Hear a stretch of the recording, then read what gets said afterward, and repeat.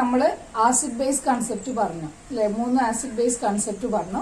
ഇനി നമ്മൾ ഇന്ന് വേറൊരു ടേം ആണ് നോക്കാൻ പോകുന്നത്, അതായത് basicity of acid. Basicity of acid. Acids നമുക്കറിയാം, ഹൈഡ്രോക്ലോറിക് ആസിഡ്, അതുപോലെ തന്നെ സൾഫ്യൂരിക് ആസിഡ്, അസറ്റിക് ആസിഡ്, ഒരുപാട് ആസിഡ്സ് നമുക്ക് പരിചയമുണ്ട്. അപ്പൊ എന്താണ് ഇതിന്റെ ബേസിസിറ്റി എന്ന് ചോദിച്ചു കഴിഞ്ഞാൽ, ഒരു ആസിഡിന് റീപ്ലേസ് ചെയ്യാൻ പറ്റുന്ന ഹൈഡ്രജൻ ആറ്റങ്ങളുടെ എണ്ണമാണ് അതിന്റെ basicity. Number of replaceable hydrogen atoms in an acid. ഒരു ആസിഡിലെ റീപ്ലേസബിൾ ആയിട്ടുള്ള ഹൈഡ്രജൻ ആറ്റം. നമ്മൾ ഹൈഡ്രോക്ലോറിക് ആസിഡ് എടുത്ത് നോക്കുകയാണെങ്കിൽ, ഹൈഡ്രോക്ലോറിക് ആസിഡ് ഡിസോസിയേറ്റ് ചെയ്ത് കഴിഞ്ഞാൽ H+ അയോണും Cl- അയോണും ആയിട്ട് മാറും. അതായത് HCl റീപ്ലേസ് ചെയ്യാൻ പറ്റുന്ന ഹൈഡ്രജന്റെ എണ്ണം എന്ന് പറയുന്നത് 1 ആണ്. ഒരു ഹൈഡ്രജനാണ് റീപ്ലേസ് ചെയ്യാൻ പറ്റുന്നത്. അതുകൊണ്ട് തന്നെ HClന്റെ ബേസിസിറ്റി എന്ന് പറയുന്നത് 1 ആണ്. ഓക്കെ. അതുപോലെ തന്നെ H2SO4 ആണെങ്കിൽ സൾഫ്യൂരിക് ആസിഡ്, H2SO4 ഡിസോസിയേറ്റ് ചെയ്ത് കഴിഞ്ഞാൽ അതിൽ നിന്നും 2 H+ അയോൺസ് ഉണ്ടാവും. 2 H+ അയോണും SO4 അയോണും ആയിട്ടാണ് മാറുക. സോ സൾഫ്യൂരിക് ആസിഡിന്റെ ബേസിസിറ്റി എന്ന് പറയുന്നത് 2 ആണ്. ഓക്കെ. അപ്പൊ അങ്ങനെയാണ് നമ്മൾ ഒരു ആസിഡിന്റെ ബേസിസിറ്റി കാണുന്നത്. അപ്പൊ ഹൈഡ്രോക്ലോറിക് ആസിഡ് ഒരു മോണോ ബേസിക് ആസിഡ് ആണ്. മോണോ ബേസിക്, അതായത് ഒരു ബേസിസിറ്റി 1 ആണ്. സൾഫ്യൂരിക് ആസിഡ് ഒരു ഡൈ ബേസിക് ആസിഡ് ആണ്. ഡൈ ബേസിക് ആസിഡ് നമുക്ക് നോക്കാം. H3PO4 phosphoric acid. H3PO4ന്റെ ബേസിസിറ്റി 3 ആണ്. ഇതിൽ 3 റീപ്ലേസബിൾ ഹൈഡ്രജൻ ആറ്റങ്ങളുണ്ട്. ജസ്റ്റ് നമ്മളെ അസറ്റിക് ആസിഡ് നോക്കാം. CH3COOH.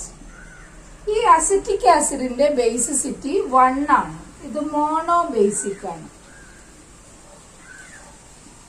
നമ്മൾ നോക്കുന്ന സമയത്ത് അസറ്റിക് ആസിഡിൽ ഇവിടെ 3 ഹൈഡ്രജനും ഉണ്ട്, ഇവിടെ ഒരു ഹൈഡ്രജനും ഉണ്ട്. പക്ഷേ ഇവിടെ റീപ്ലേസബിൾ ഹൈഡ്രജൻ എന്ന് പറയുന്നത് ഇതൊരു ഓർഗാനിക് ആസിഡ് ആണ്. അവിടെ ആസിഡ് ഗ്രൂപ്പ് CH3COOH ആണ്. ഇവിടെയുള്ള ഹൈഡ്രജൻ ആണ് ആസിഡ് റീപ്ലേസ് ചെയ്യാം. അതുകൊണ്ട് തന്നെ അസറ്റിക് ആസിഡിന്റെ ബേസിസിറ്റി 1 ആണ്. ഈ H+ മാത്രമാണ്, അല്ലെങ്കിൽ ഈ ഹൈഡ്രജൻ ആണ് റീപ്ലേസ് ചെയ്യുന്നത്. ഓക്കെ. ബേസിസിറ്റി പോലെ തന്നെ മറ്റൊരു ടേമാണ് acidity. Acidity of base. Acidity of base എന്ന് പറഞ്ഞു കഴിഞ്ഞാല് ഒരു ബേസിന്ന് റീപ്ലേസ് ചെയ്യാൻ പറ്റുന്ന OH ഗ്രൂപ്പിന്റെ എണ്ണമാണ് അസിഡിറ്റി. ഒരു ബേസിന്റെ അസിഡിറ്റി എന്ന് പറയുന്നത് number of replaceable OH group in A base. ഒരു ബേസിൽ റീപ്ലേസ് ചെയ്യാൻ പറ്റുന്ന OH ഗ്രൂപ്പിന്റെ എണ്ണം. Example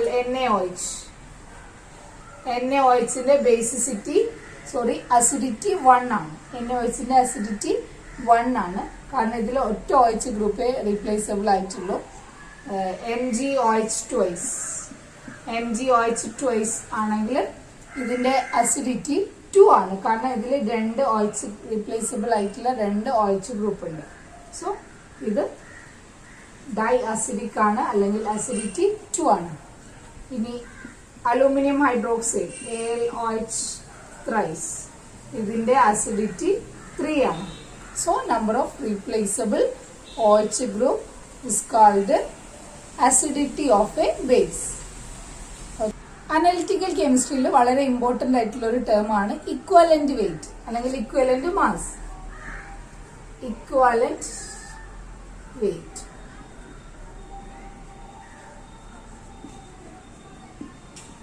equivalent weight of acid. എന്താണ് ആസിഡിന്റെ equivalent weight? 1 mole H+ ion produce ചെയ്യാൻ എത്ര ഗ്രാം ആസിഡ് ആവശ്യമുണ്ട് എന്നുള്ളതാണ് ശരിക്കും ഒരു ആസിഡിന്റെ ഇക്വലന്റ് വെയിറ്റ്. പക്ഷെ അത് ഡെഫിനിഷൻ പറയുന്നത് എങ്ങനെയാന്ന് വെച്ചാൽ, equivalent weight of acid is the weight of acid which contains 1.2 0.008 part by weight of replaceable hydrogen atom. That is, it is the weight of acid which contains 1.008 part by weight of replaceable hydrogen atom. അല്ലെങ്കിൽ നമുക്ക് simple ആയിട്ട് പറയാം, ഒരു മോള് H+ ions produce ചെയ്യാൻ പറ്റുന്ന ആസിഡിന്റെ വെയിറ്റിനാണ് നമ്മൾ എന്ത് പറയുന്നത്, ഇക്വലന്റ് വെയിറ്റ് ഓഫ് ആസിഡ് എന്ന് പറയുന്നത്. നമുക്ക് ഈസി ആയിട്ട് അത് കണ്ടുപിടിക്കാനുള്ള equation, equivalent weight of acid equal to molecular mass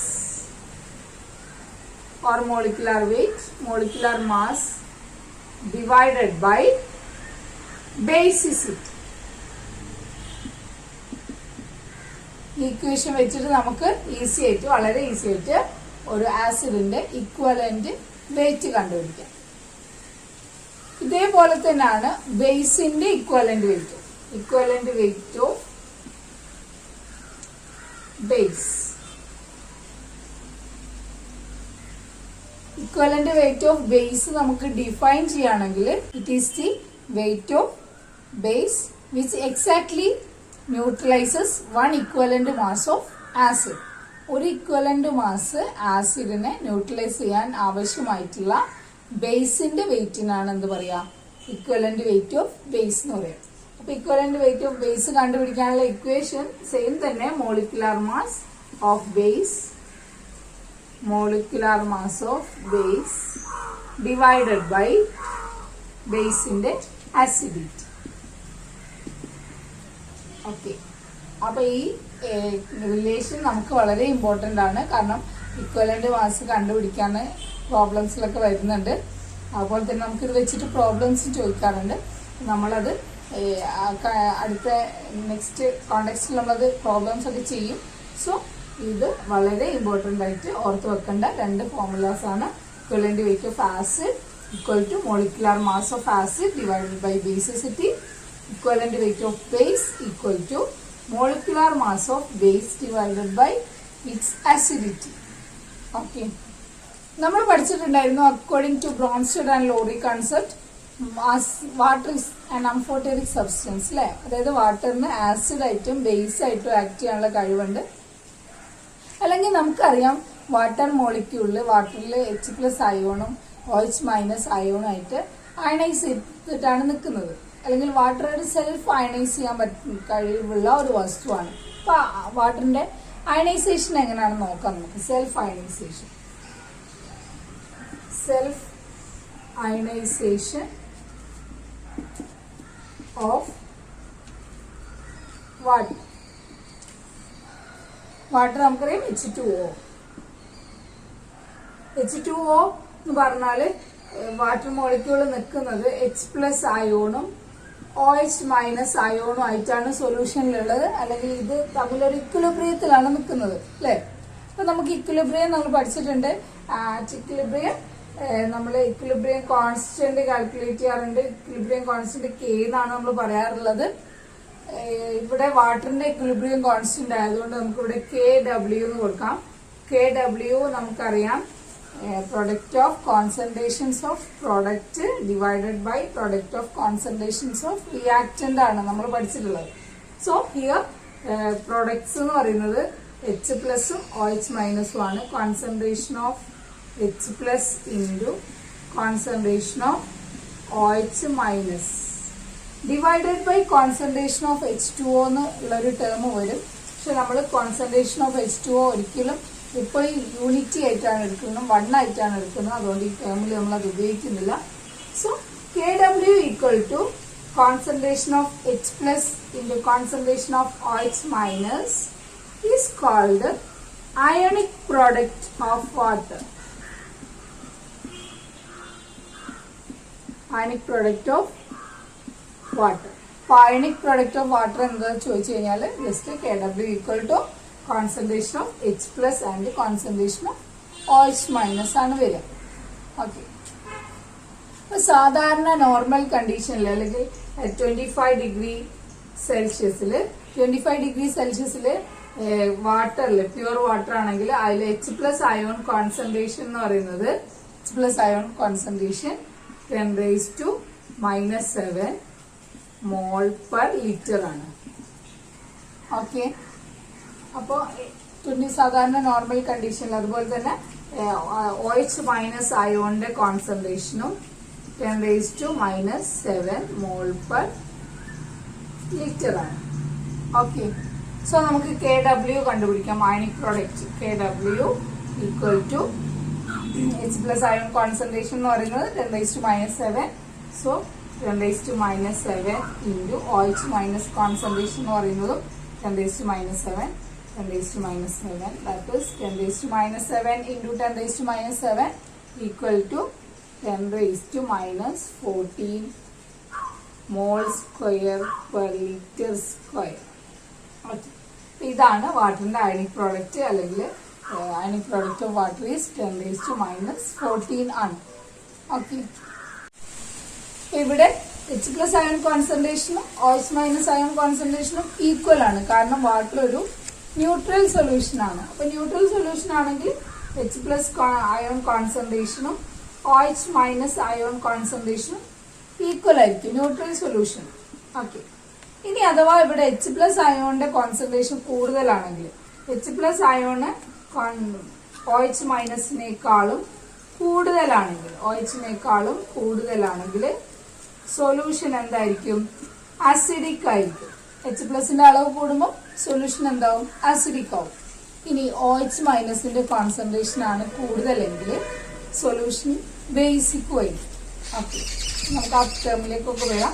so ഇതാണ് സെൽഫ് അയണൈസേഷൻ. ഇവിടെ നമ്മളോട് സ്ഥിരമായിട്ട് ചോദിക്കുന്ന ഒരു ടേമാണ് ionic product of water. That is KW equal to concentration of H+ into concentration of OH-. അതാണ് വരിക. നമ്മൾ പുതിയൊരു ടേമാണ് നോക്കാൻ പോകുന്നത്. That is pH scale. pH scale പറയുന്നത് നമ്മൾ ആ ഒരു സൊല്യൂഷനിലുള്ള H+ അയോൺസിന്റെ കോൺസെൻട്രേഷൻ എക്സ്പ്രസ് ചെയ്യാനുള്ള ഒരു മെത്തേഡാണ്. H+ അയോണിന്റെ കോൺസെൻട്രേഷൻ എത്ര ഉണ്ടെന്ന് പറയാൻ വേണ്ടിയിട്ട് ഉപയോഗിക്കുന്ന ഒരു മെത്തേഡാണ് pH. ആ pH ഡിഫൈൻ ചെയ്യുന്നത് എന്താണെന്ന് വെച്ചാൽ pH is the negative logarithm of H+ ion concentration. pH is defined as the negative logarithm of H+ ion concentration ആണ് ഡിഫൈൻ ചെയ്യുന്നത്. pH സ്കെയിൽ കണ്ടുപിടിച്ചത് സോറൻസൺ എന്ന് പറഞ്ഞിട്ടുള്ള സയന്റിസ്റ്റ് ആണ്. pH സ്കെയിലില് 0 to 14 വരെയാണ് മാർക്കിംഗ് ഉള്ളത്. അതിൽ നമുക്കറിയാം pH 7, സെൻട്രലിൽ 7 ആണെങ്കിൽ സൊല്യൂഷൻ ന്യൂട്രൽ ആയിരിക്കും. എബോവ് 7 ആണെങ്കിൽ സൊല്യൂഷൻ ആൽക്കലൈൻ ആയിരിക്കും, അല്ലെങ്കിൽ ബേസിക് ആയിരിക്കും. അതുപോലെ തന്നെ ബിലോ 7 ആണെങ്കിൽ സൊല്യൂഷൻ അസിഡിക് ആയിരിക്കും.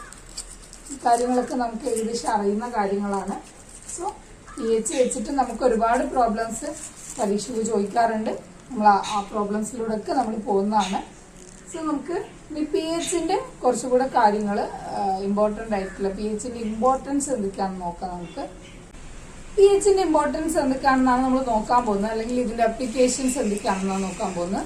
ഒന്നാമത്തെ ബേസിക് ആയിട്ടുള്ള ഒരു കാര്യം എന്താണെന്ന് വെച്ചാൽ ഒരു സൊല്യൂഷൻ അല്ലെങ്കിൽ ഒരു മീഡിയം അസിഡിക് ആണോ ബേസിക് ആണോ എന്ന് കണ്ടുപിടിക്കാം, അല്ലെ? ഒരു സൊല്യൂഷന്റെ നാച്ചർ കണ്ടുപിടിക്കാം. That is find out nature of a medium. Whether it is acidic or basic. ഒരു മീഡിയം അസിഡിക് ആണോ ബേസിക് ആണോ എന്ന് കണ്ടുപിടിക്കാൻ വേണ്ടിയിട്ട് നമുക്ക് pH ഉപയോഗിക്കാൻ പറ്റും. പിന്നെ അതുപോലെ തന്നെ to reduce corrosion.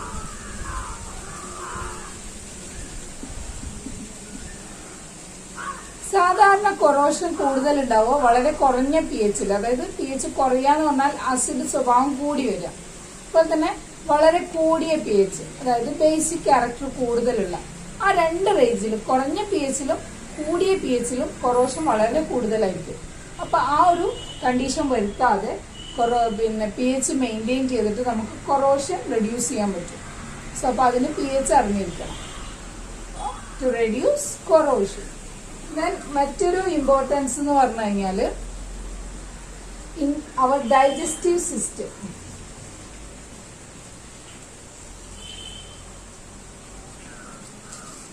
നമ്മളെ ഡൈജസ്റ്റീവ് സിസ്റ്റത്തിൽ നമുക്കറിയാം ഒരുപാട് എൻസൈംസ് ഉണ്ട്. ഈ എൻസൈംസ് ഒക്കെ വർക്ക് ചെയ്യുന്നത് ഒരു പെർട്ടിക്കുലർ pHയിലാണ്. അപ്പൊ ആ pH മെയിൻറ്റെയിൻ ചെയ്യാന്നുള്ളത് വളരെ ഇമ്പോർട്ടൻ്റ് ആണ്. ഓക്കെ. ദെൻ മറ്റൊരു importance blood pH.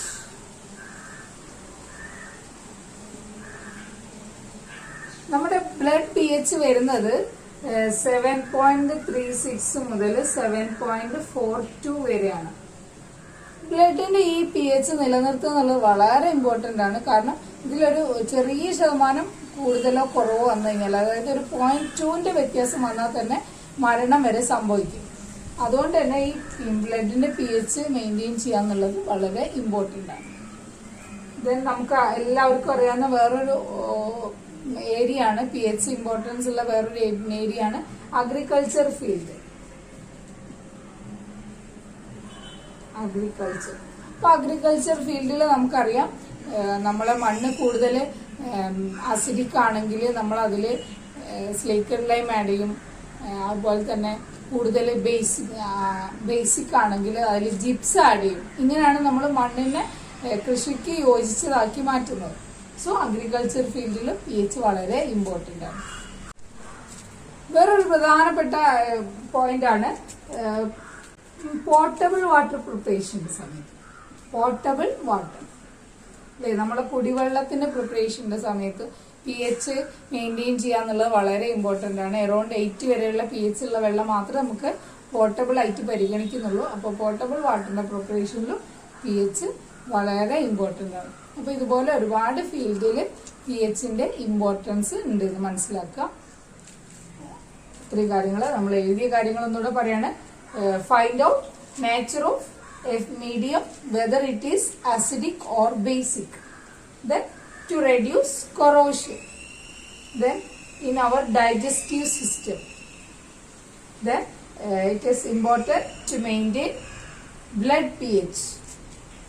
Then pH is important in agriculture field and it is important in the preparation of potable water.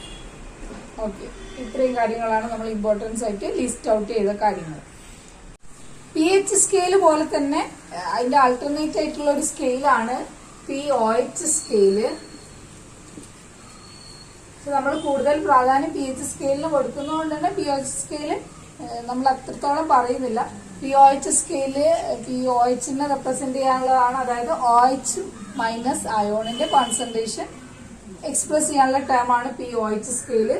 So pOH equal to minus log OH minus concentration. Minus log OH minus concentration. കാരണം പിന്നെ pHും ഇത് തമ്മിലുള്ള relation എന്താന്ന് വെച്ചാൽ pHും pOHും കൂടെ add ചെയ്ത് കഴിഞ്ഞാൽ നമുക്ക് കിട്ടുന്ന നമ്പർ 14 ആയിരിക്കും. pH plus pOH equal to 14 ആണ്. ഇത് വളരെ ഇമ്പോർട്ടന്റ് ആയിട്ടുള്ള ഒരു റിലേഷൻ ആണ്. നമുക്ക് പ്രോബ്ലം ചെയ്യുമ്പോൾ ഒക്കെ വളരെ അത്യാവശ്യമായിട്ടുള്ള ഒരു റിലേഷൻ ആണ് pH plus pOH equal to 14. Okay. നമ്മളൊരു സൊല്യൂഷന്റെ pH അതേ രീതിയിൽ മെയിൻറ്റെയിൻ ചെയ്യാന്ന് പറയുന്നത് വളരെ ബുദ്ധിമുട്ടുള്ള ഒരു കാര്യമാണ്. ഈവൻ നമ്മൾ വീട്ടിൽ തന്നെ വെള്ളം സൂക്ഷിച്ചു വെക്കുകയാണെങ്കിൽ അതിൽ കാർബൺ ഡൈ ഓക്സൈഡ് കലരാനുള്ള സാധ്യത കൂടുതലാണ്. കാർബൺ ഡൈ ഓക്സൈഡ് കലർന്നു കഴിഞ്ഞാൽ pH കുറയും അല്ലെ. അപ്പൊ അങ്ങനെ pHൽ ചേഞ്ച് വരാനുള്ള ചാൻസ് വളരെ കൂടുതലാണ്. അപ്പൊ നമുക്കറിയാം ബ്ലഡിന്റെ pH ഒക്കെ 7.36 to 7.42 എന്നുള്ള ആ റേഞ്ച് മെയിൻറ്റെയിൻ ചെയ്യാന്നുള്ളത് വളരെ ഇമ്പോർട്ടന്റ് ആണ്. അതങ്ങനെ മെയിൻറ്റെയിൻ ചെയ്തിട്ടില്ലെങ്കിൽ ഈവൻ ഡെത്ത് വരെ സംഭവിക്കുന്നത് നമ്മൾ പറഞ്ഞു. ഇപ്പൊ സാധാരണ രീതിയിൽ നമ്മൾ ഇൻടേക്ക് ചെയ്യുന്ന പല വസ്തുക്കളും ബ്ലഡിന്റെ pH ചേഞ്ച് വരുത്താൻ സാധ്യതയുള്ള വസ്തുക്കളാണ്. പക്ഷെ അങ്ങനെ pH ചേഞ്ച് ഒന്നും വരാണ്ട് നിൽക്കുന്നുണ്ട്. അതിന് കാരണം നമ്മളെ ബ്ലഡിലുള്ള ഒരു സിസ്റ്റം ആണ്. That is buffer solution. Buffer solution. Buffer solution എന്ന് പറഞ്ഞു കഴിഞ്ഞാൽ ഒരു ആസിഡിലേക്കോ അല്ലെങ്കിൽ ഒരു ബേസിലേക്കോ കുറഞ്ഞ അളവ് ആസിഡോ ബേസോ ആഡ് ചെയ്താലും അതിന്റെ pH ചേഞ്ച് വരാതെ പിടിച്ചു നിർത്താൻ കഴിവുള്ള വസ്തുക്കളാണ് നമ്മൾ ബഫർ സൊല്യൂഷൻ എന്ന് പറയുന്നത്. ഇപ്പൊ ബഫർ സൊല്യൂഷൻ എന്ന് പറഞ്ഞാൽ A solution that can resist A change in pH when small amount of acid or base is added to it. അതായത് pHലെ ഒരു സൊല്യൂഷനിലേക്ക് കുറഞ്ഞ അളവിൽ ആസിഡോ ബേസോ ആഡ് ചെയ്താലും അതിന്റെ pH ചേഞ്ച് ആക്കാതെ റെസിസ്റ്റ് ചെയ്യാൻ കഴിവുള്ള സൊല്യൂഷനാണ് നമ്മൾ ബഫർ സൊല്യൂഷൻ എന്ന് പറയുന്നത്. ഓക്കെ, ബഫർ സൊല്യൂഷന് രണ്ട് ടൈപ്പ് ഉണ്ട്. രണ്ട് ടൈപ്പ് ബഫർ സൊല്യൂഷൻ ഉണ്ട്. ദാറ്റ് ഇസ് അസിഡിക് ബഫർ, അതുപോലെ തന്നെ basic buffer.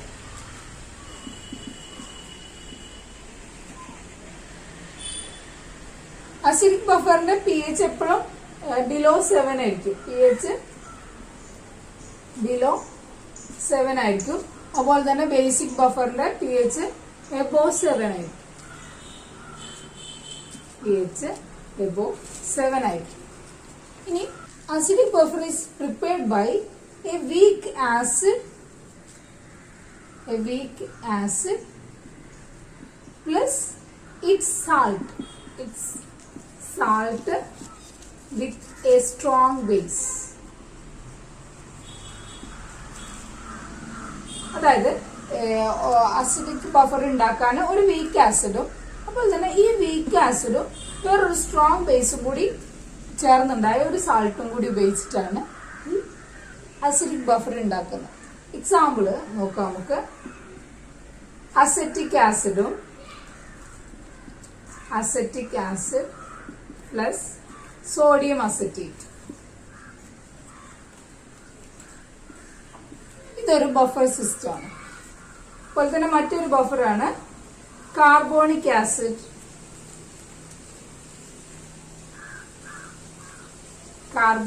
Acid plus sodium carbonate.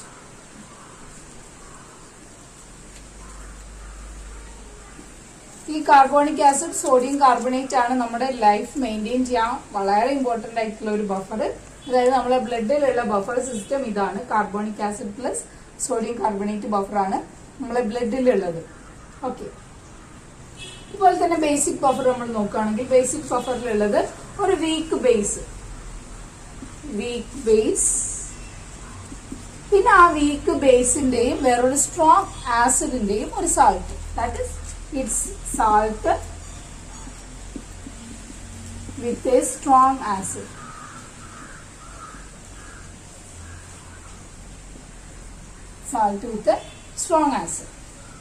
Example നോക്കുകയാണെങ്കിൽ അമോണിയം ഹൈഡ്രോക്സൈഡ് ഒരു വീക്ക് ബേസ് ആണ്. ഈ അമോണിയം ഹൈഡ്രോക്സൈഡും അതുപോലെ തന്നെ അമോണിയം ക്ലോറൈഡും ചേർന്ന് കഴിഞ്ഞാൽ ഇതൊരു ബഫർ സിസ്റ്റമാണ്.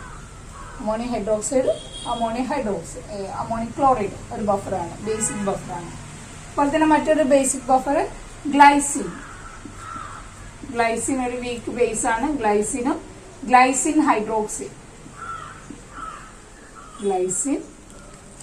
ഹൈഡ്രോക്സൈഡ് ചേർന്നൊരു basic buffer glycine hydroxide. Okay, ഇത്രയാണ് നമുക്ക് ബഫറിനെ കുറിച്ച് പറയാനുള്ളത്. ഇനി ഓരോ ബഫറും നമ്മൾ ഇവിടെ എടുത്ത അസറ്റിക് ആസിഡ്, സോഡിയം അസറ്റേറ്റ്, അതുപോലെ തന്നെ കാർബോണിക് ആസിഡ്, സോഡിയം കാർബണേറ്റ്, ഞാൻ ബേസിക് ബഫർ ആവട്ടെ, ഓരോന്നിനും pH ചേഞ്ച് റെസിസ്റ്റ് ചെയ്യാനുള്ള കഴിവ് വ്യത്യാസം ഉണ്ടാവും. അതായത് ഓരോ ബഫറിന്റെയും ബഫർ കപ്പാസിറ്റി വ്യത്യാസം ഉണ്ടാവും.